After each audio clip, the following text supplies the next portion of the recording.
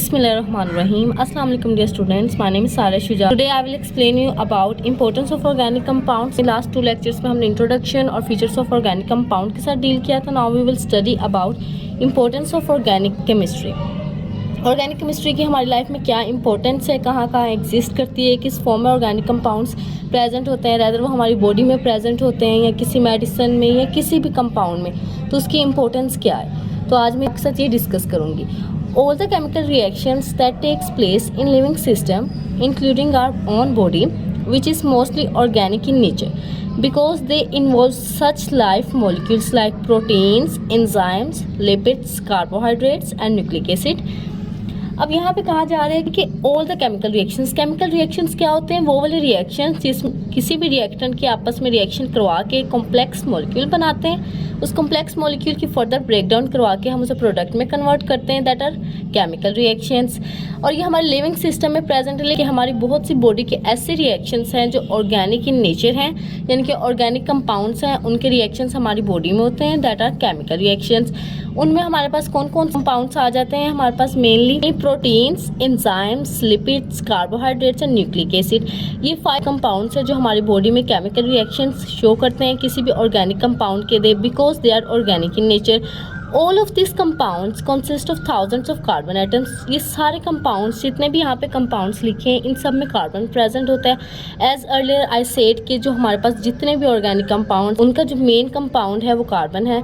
So that's why आज हम discuss करेंगे कि लिविंग सिस्टम में इनके रोल्स क्या हैं, इनके फंक्शंस क्या हैं, वो कितने यूजफुल हैं एंड हाउ दे वर्क्स, और हमें उनसे क्या क्या फ़ायदे होते हैं. Protein repair and build your body tissues, helps in growth and maintenance of body functions. Repair and build your body tissues, इसका मतलब ये है कि हमारे जो बॉडी के टिश्यूज होते हैं जो डैमेज हो जाते हैं, हमें कोई इंजरी होती है, कोई चोट लगती है जब, तो वहाँ पे हमारे जोन से भी टिश्यू डैमेज होते हैं, उसकी रिपेयरनेस के लिए जो हमारे पास ऑर्गेनिक कंपाउंड हमारी बॉडी में यूज़ होता है, इट इज़ प्रोटीन. क्योंकि जो हमारा जो ब्लड क्लॉथ है, कट लग जाता है तो ब्लीडिंग होती है, वहाँ पे ब्लड क्लॉथ आता है. ब्लड क्लॉथ क्या होता है कि जो हमारे खून को रोकता है. ये हमारी बॉडी में एक नेचुरल प्रोसेस है and it is made of protein. वो टिश्यूज जो हमारी बॉडी में डैमेज हो जाते हैं उनकी रिपेयरनेस, उनकी ग्रोथ के लिए हमारे पास जो ऑर्गेनिक कंपाउंड यूज़ किया जाता है, इट इज़ प्रोटीन. और हमारी बहुत सी बॉडी फंक्शंस को मेंटेन करने के लिए हम प्रोटीन यूज़ करते हैं, यानी कि हमारे नेचुरल प्रोसेसेस हो गया, हमारी एनर्जी हो गई, इन सब के लिए हमारे पास जो ऑर्गेनिक कंपाउंड जो लिविंग सिस्टम में यूज़ होता है, it is protein. Enzyme speed up metabolism mainly हमारे पास मेटाबॉलिज्म क्या होता है? Break down and formation. किसी भी ऐसे कंपाउंड की ब्रेक डाउन हो जाती है और उसकी फिर न्यू फॉर्मेशन होती है. पोटैटो खाते हैं, it is a form of starch एक शुगर है, लेकिन वो हमें एंड पे उसकी जो ब्रेक डाउन होती है उससे हमें ग्लूकोज मिलता है. ग्लूकोज से क्या एनर्जी मिलती है. ब्रेक डाउन किस तरह हुई कि वो जो स्टार्च के मॉलिक्यूल्स थे वो टूटे, हमारे पास एंजाइमेटिक एक्टिविटी हुई, एंजाइम्स जो प्रेजेंट थे उन्होंने स्टार्च के कंपाउंड को तोड़ा, उसे फर्दर रिएक्शंस उस पर किए और हमारे पास कन्वर्ट हो गया ग्लूकोज में. एंजाइम का मेन काम ही होता है कि कोई भी केमिकल रिएक्शन है हमारी बॉडी में है या लेबोरेटरी में कहीं पे भी हम केमिकल सिंथेसिस करवा रहे हैं, तो वहाँ पे जो एंजाइम का काम होता है हमारे रिएक्शन को स्पीड अप करना होता है कि रेडीली हमारे रिएक्टेंट्स कन्वर्ट हो जाते हैं प्रोडक्ट में. Lipids have oils and fats which are the category of compounds that belongs to lipids, helps in storing energy but too much lipids are harmful. Lipids होते हैं वो 2 फॉर्म में exist करते हैं, ऑयल्स एंड फैट्स में. ये 2 types है lipids की. But too much lipids are harmful. ज़्यादा लिपिड्स, अगर हमारी बॉडी में ज़्यादा लिपिड्स होंगे ऑर्गेनिक कंपाउंड, वैसे तो ऑर्गेनिक कंपाउंड्स हमारे लिए हार्मफुल नहीं होते, लेकिन अगर ऑर्गेनिक कंपाउंड्स लिपिड्स की फॉर्म में है तो वो हमारी बॉडी के लिए हार्मफुल है, बिकॉज हमें उससे ओबेसिटी हो जाती है. Obesity is a disease. Carbohydrates are the main source of energy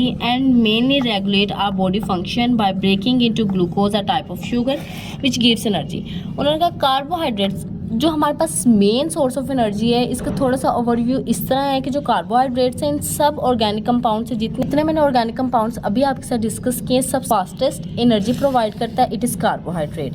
ये मेन सोर्स है एनर्जी का और हमारी बॉडी के बहुत से फंक्शन रेगुलेट करता है. अगर शुगर को हम अपनी बॉडी में इनटेक करते हैं तो हमारे पास उसमें ब्रेक डाउन होती है, एंजाइमेटिक एक्टिविटीज़ उस पर अप्लाई की जाती है और हमारी शुगर को ग्लूकोज में कन्वर्ट कर दिया जाता है. That is the form of energy. Glucose की फॉर्म में हमारी बॉडी को एनर्जी मिलती है, it is a main source of energy.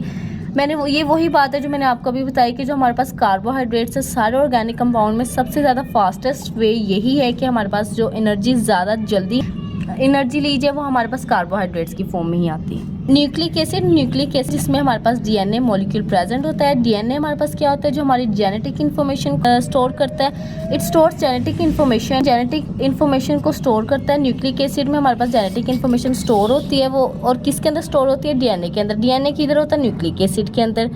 So it is present in nucleic acid. So DNA encodes the information to the cell that need to make proteins. DNA हमारे पास क्या करते हैं, ऐसी इंफॉर्मेशन जो हमारी बॉडी में प्रोटीन बनाने के लिए इंफॉर्मेशन यूज़ होती है, DNA उसे इनकोड करता है। इनकोड का मतलब है उसे स्पेसिफाई करता है।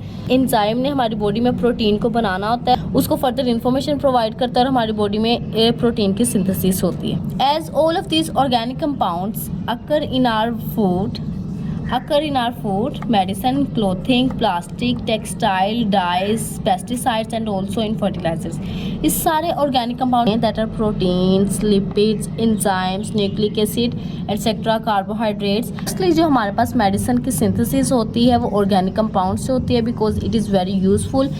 क्लोथिंग, हमारे जो कपड़े बनते हैं वो भी ऑर्गेनिक कंपाउंड्स में से केमिकल रिएक्शंस करवाए जाते हैं। जो कलरिंग आती है उनके ऊपर, जो हमारे पास डिज़ाइनिंग्स आती हैं वो भी ऑर्गेनिक कंपाउंड की सिंथेसिस से जनरेट कर सकते हैं। प्लास्टिक्स हो गया, टेक्सटाइल, ये सब इंडस्ट्रीज़, ये जो क्लोथिंग इंडस्ट्रीज़ होती है, डाइस, कलरिंग के लिए, पेस्टिसाइड होती हैं, कीड़े मार अद्वियात जो होती हैं, जो एग्रीकल्चर में यूज़ होती है, किसी भी प्लांट की ग्रोथ के लिए, सीड की ग्रोथ के लिए यूज़ करते हैं, दैट इज़ फर्टिलाइज़र। तो हमारे पास इसमें भी ऑर्गेनिक कंपाउंड होता है। All this synthetic compounds make up for shortage of natural occurring products. जितने भी कंपाउंड्स हम ऑर्गेनिक कंपाउंड्स खुद से बनाते हैं उनका बस हमें ये नुकसान होता है कि जो हमारे पास नेचुरली अकरिंग प्रोडक्ट्स हैं, जो ऑलरेडी हमारे पास ऑर्गेनिक कंपाउंड्स प्रोडक्ट की फॉर्म में प्रेजेंट है, उनकी शॉर्टेज हो जाती है। बोस उसे यूज़ करके हम जो आर्टिफिशियली ऑर्गेनिक कंपाउंड्स को बनाने की कोशिश करते हैं। नेचुरली हमारे पास एक प्रोडक्ट होगा ऑर्गेनिक कंपाउंड का, तो हम उसे आर्टिफिशियली सिंथेसाइज करके थाउजेंड्स ऑफ कंपाउंड्स बना सकते हैं organic. So that's why synthetic compounds useful तो होते हैं, लेकिन इससे शॉर्टेज हो जाती है नेचुरली अकरिंग कंपाउंड्स की। सो आज का हमारा ये लेक्चर था। आई होप सो आपको क्लियर हो गया होगा। जिससे नहीं क्लियर, कोई भी ऐसी इन्फॉर्मेशन है जिससे समझ नहीं आई, तो वो मुझसे कमेंट सेक्शन में पूछ सकता है। And like and subscribe this channel. Thank you so much. Okay, अल्लाह हाफिज़।